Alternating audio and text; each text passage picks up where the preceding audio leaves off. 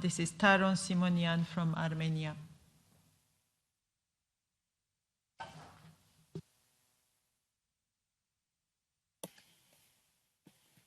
Thank you very much, dear colleagues.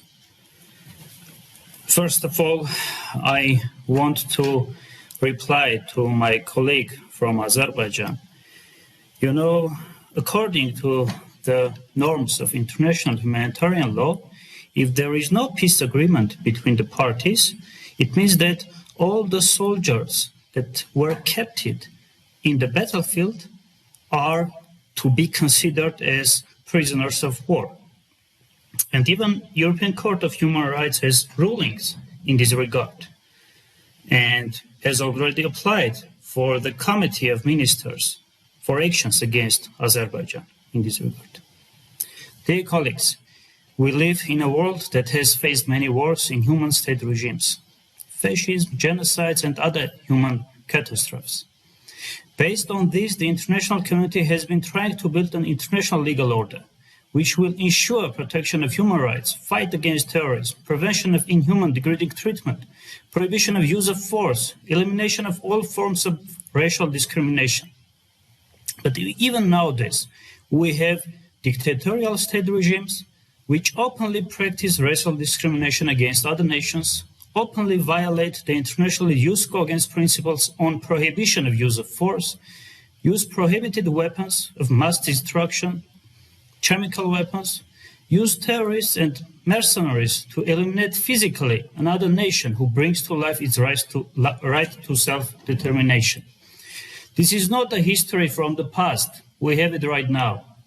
The political and military officials of Azerbaijan are openly announcing and practicing all these war crimes and crimes against humanity.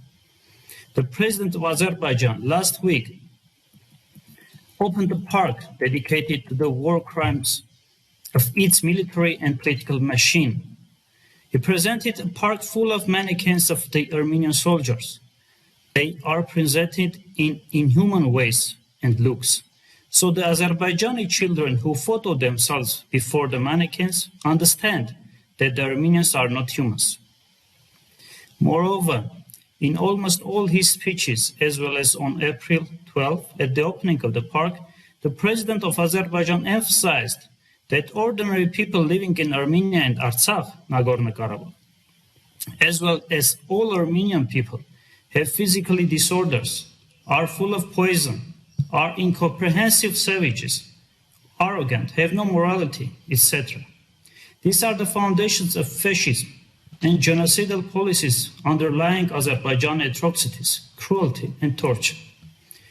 Dear colleagues, this is not a movie or a history from Hitler's political actions. This is a real life, and human beings are being killed, tortured, beheaded, presented as not humans. We must stop these grave violations of international law and elimination of morality of civilized nations.